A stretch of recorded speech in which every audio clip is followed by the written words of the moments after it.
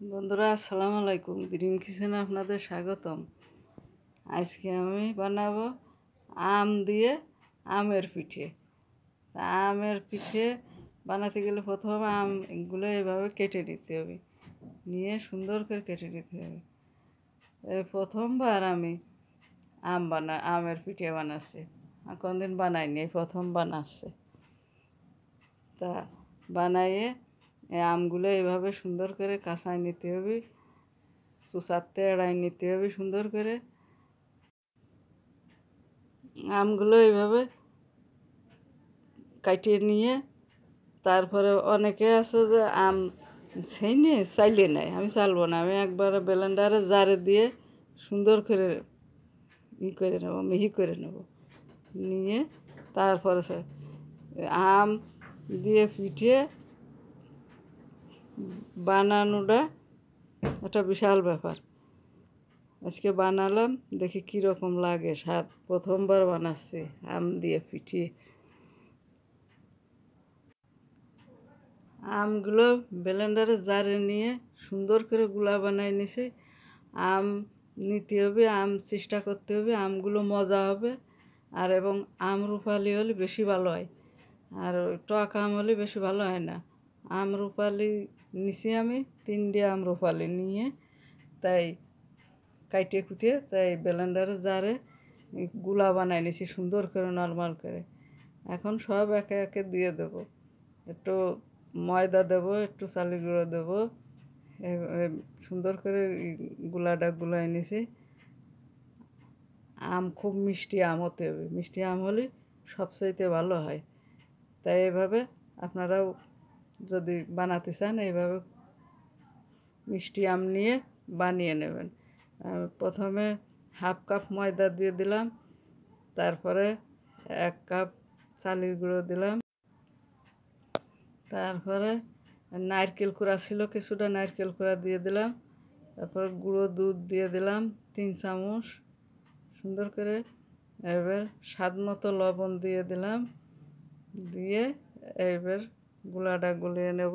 একটু গুলানোর পরে চিনিটা দিয়ে দেবো, গুলাটা একটু মাখাই নিয়ে তারপর চিনিটা দিয়ে দেবো।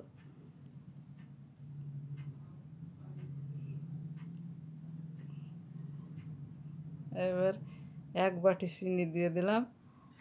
অল্প করে বানাচ্ছি তো এই জন্য চিনি অল্পই লাগে, বেশি চিনি লাগে না। আর আম যেহেতু মিষ্টি আছে, এবার গুলাটা মুছে নিয়ে আমার হয়ে গেছে। এখানে চলে যাব চুলায়।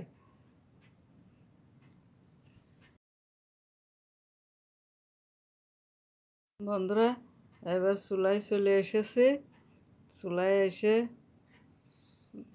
তেল দিয়ে দিছি। এখন পিঠেটা দিয়ে দেবো। আস্তে আস্তে সবগুলো পিঠে এক এক করে দিয়ে ভেজে নেব, সুন্দর করে লাল করে ভেজে নেব। ভাজাটা আস্তে আস্তে হলে পিঠেটা মচমচে হয়, লো হিটে ভাজতে হবে।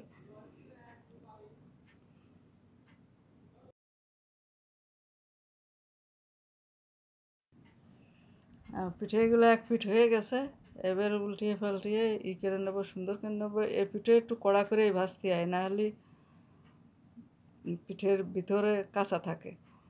এই জন্য পিঠেটা একটু কড়া করে ভাজতে হয়। তেলটা একটু বেশি হয়ে গেছিলো বলে পিঠেটা একটু লাল হয়ে গেছে বেশি। আর লো হিটে ভাজতে হয়, হাই হিটে ভাজলে পিঠে পুড়িয়ে গেলে আর সে পিঠে স্বাদ লাগে না।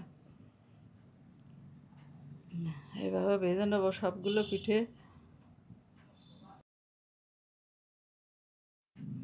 পিঠেগুলো সব ভাজা হয়ে গেছে, এখন আমি সব উঠিয়ে নেব, সুন্দর করে গুছায়ে সব পিঠেগুলো উঠিয়ে নেব।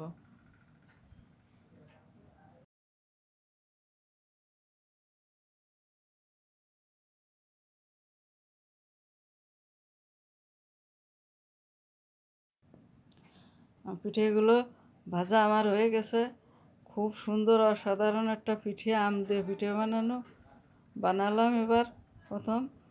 তাই পিঠেগুলো যদি আপনাদের ভালো লেগে থাকে তাহলে আমার live subscribe, like, comment, share করে দেবেন।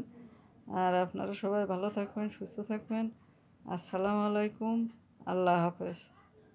একটা পিঠে ভেঙে দেখাই দিই, কত সুন্দর ঝাঁঝরা কাটিছে পিঠের ভিতরে।